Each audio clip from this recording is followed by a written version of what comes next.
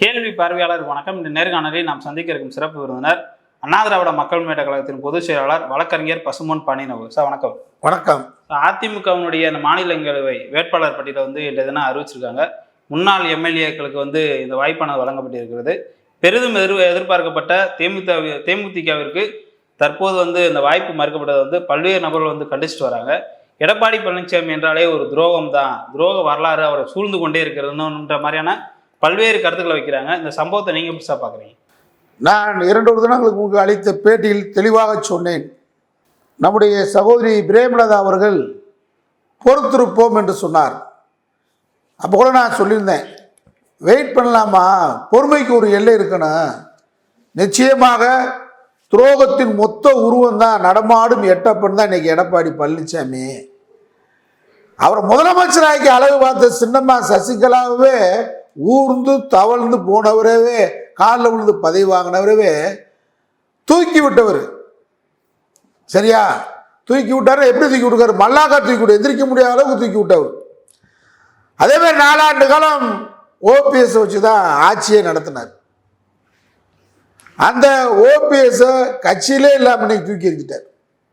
கட்சி கரை வேட்டியே கட்டக்கூடாதுன்னு சொல்லி கோர்ட்டில் ஸ்டே வாங்கி வச்சிருக்காரு. ஓபிஎஸ் ஸ்டே, கட்சி கரை வேட்டியே கட்டக்கூடாது. அந்த அளவுக்கு நன்றி இலக்கணம்.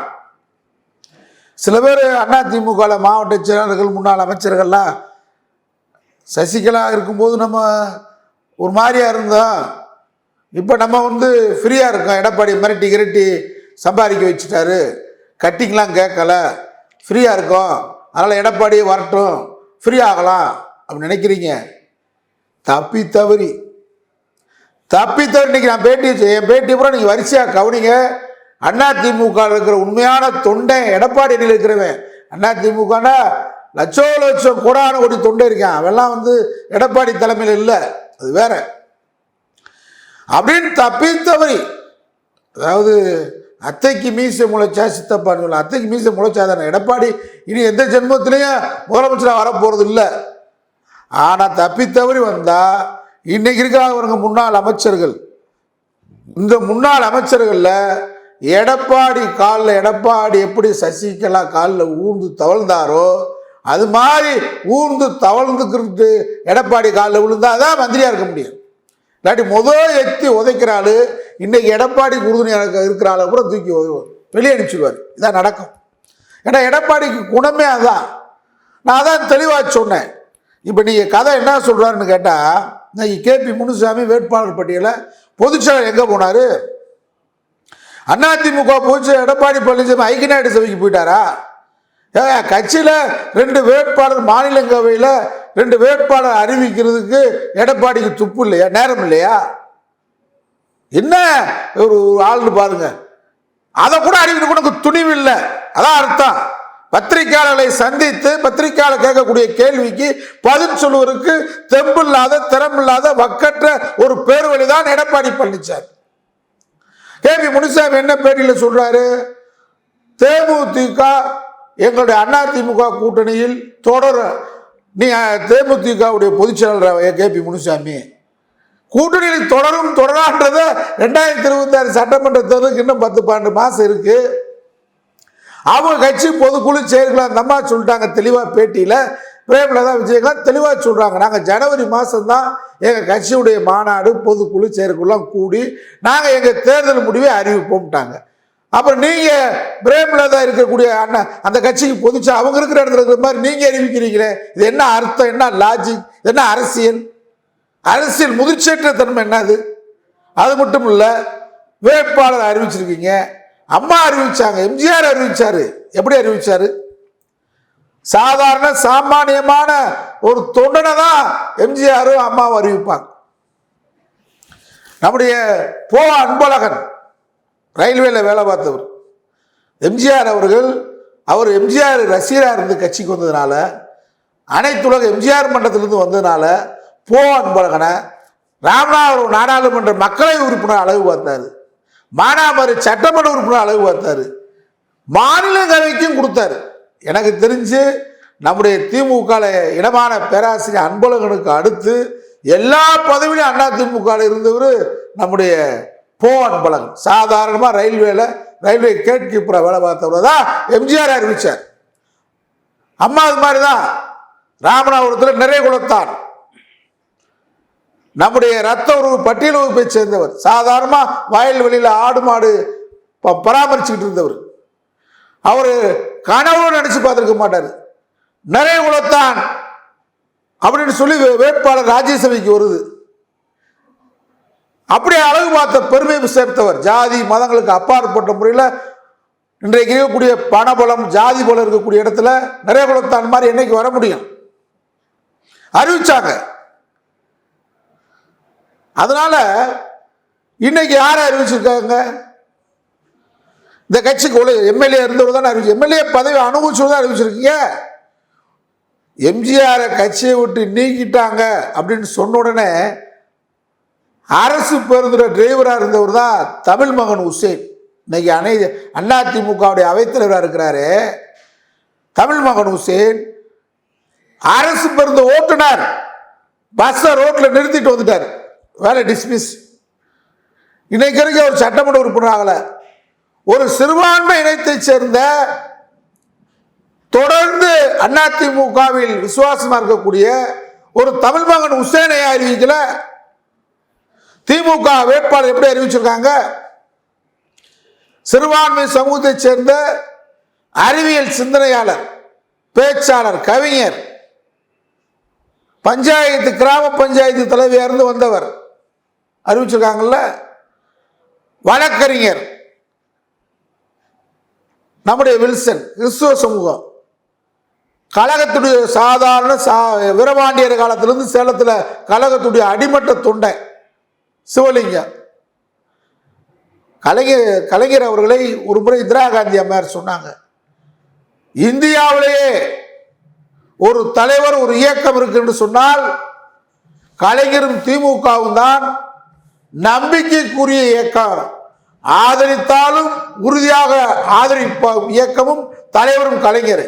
எதிர்த்தாலும் வலுவாக எதிர்க்கக்கூடியவரும் எதிர்க்கக்கூடிய தலைவரும் இயக்கமும் திமுக இந்திரா காந்தி சொன்னாங்க. அதான் உண்மை. அதான் இன்னைக்கு தளபதி நம்முடைய முத்துவேல் கருணாநிதி ஸ்டாலின் கடந்த நாடாளுமன்றத்தின் போது நாடாளுமன்ற தேர்தலின் போது நம்முடைய கமலஹாசன் அவர்களை சிறப்பு செய்வதற்காக நாங்கள் உங்களுக்கு மாநிலங்களவை உறுப்பினர் தருவோம் என்று சொல்லி சொன்னதின் அடிப்படையில் முதல் ஒரு நம்பிக்கை விதைக்கிற நாட்டு மக்கள் மத்தியில் கூட்டணி கட்சி, தோழமை கட்சி எல்லாத்திலையும் ஒரு நம்பிக்கை வேணும். நம்பணும். நாடு நம்பணும்டா. நட்பு ஓட்டத்தில் தோழமை கட்சியில நம்ப வேண்டும். அந்த நம்பிக்கைக்குரிய தலைவனாக பரிணமிக்க வேண்டும். அப்பதான் நாடு நம்பும், வரலாறு பேசும். எடப்பாடியின் வரலாறு எப்படி பேசும்? இரட்டை கொலை வழக்கில் ஈரோடு முத்துசாமி இன்றைய திமுகவின் மாவட்ட சில அமைச்சர் காலில் விழுந்து தன்னை காப்பாற்றிக் கொண்டு அவருக்கு துரோகம் செய்தவர். துரோகத்தின் மொத்த உருவமாக இருப்பவர் தான் எடப்பாடி. டிடிவி தினகரன், ஓபிஎஸ், சசிகலா அம்மா அனைவருக்கும் துரோகம். அப்ப துரோகத்தின் லேகிய ஏவாரியாக இன்றைக்கு இருக்கிறார்.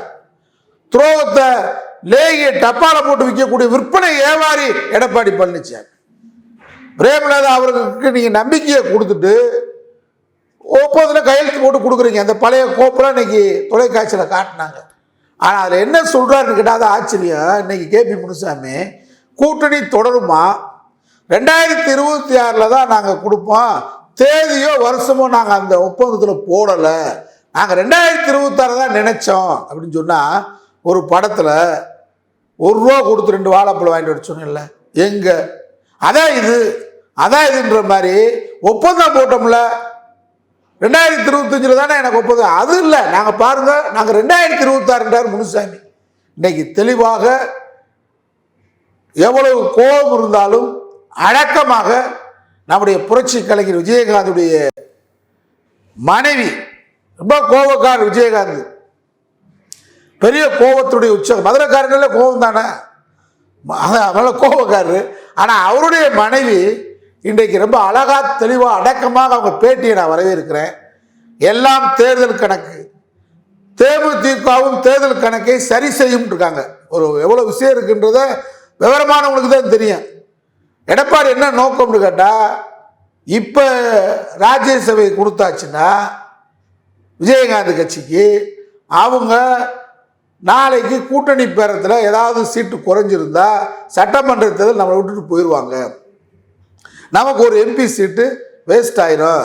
2026 வரைக்கும் ஏதாவது பிஸ்கட்டை காமிச்சிட்டு, அதாவது குதிரைக்கு புல்ல காமிச்சிட்டு நாய்க்கு பிஸ்கட்டை காமிக்கிற மாதிரி ராஜ்யசபை 2026 ஏப்ரல் இப்படி கூட்டிகிட்டே போனால் வருவாங்க.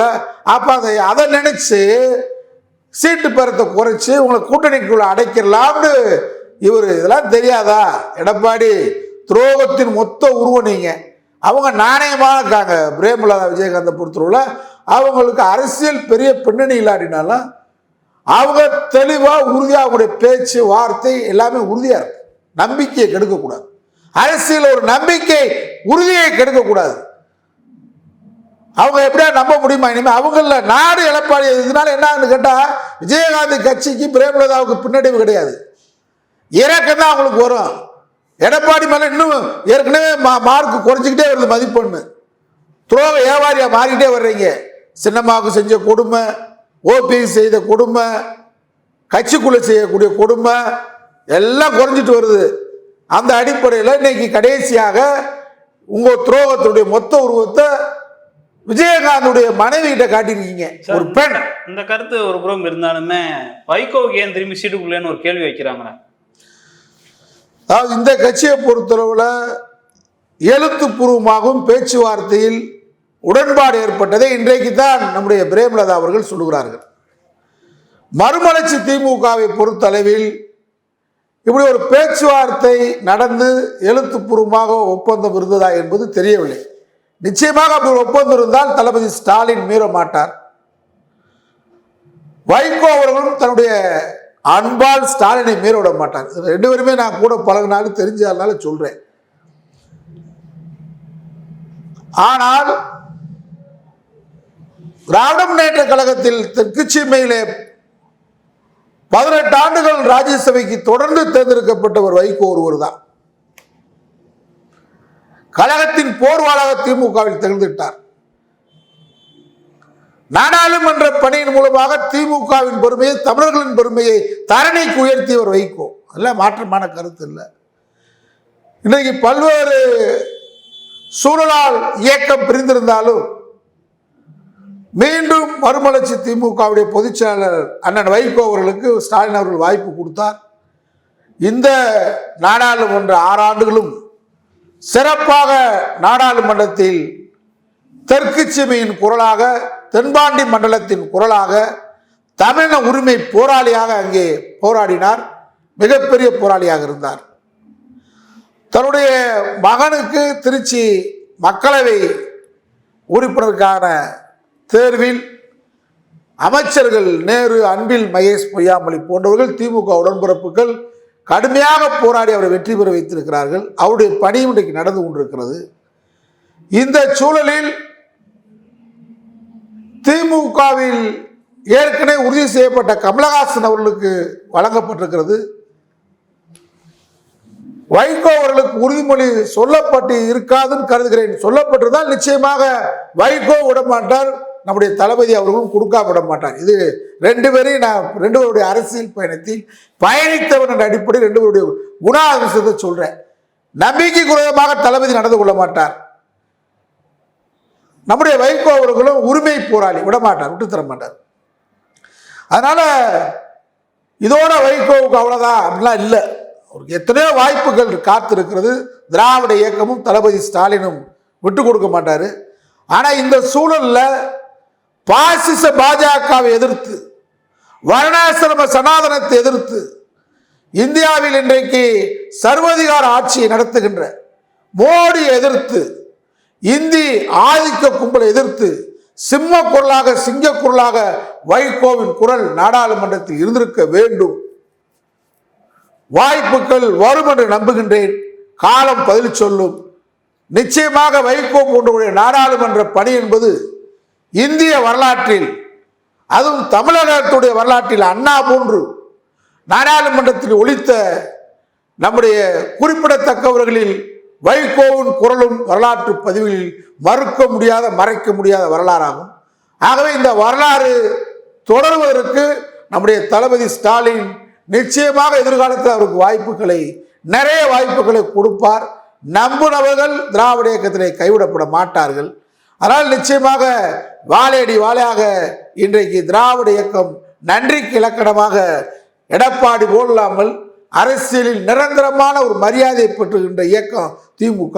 ஆனால் வைகோ அவர்களுக்கு நிச்சயமாக நிரந்தரமான ஒரு மரியாதையும் மதிப்பும் இயக்கம் வழங்கும் என்று நான் நம்புகிறேன்.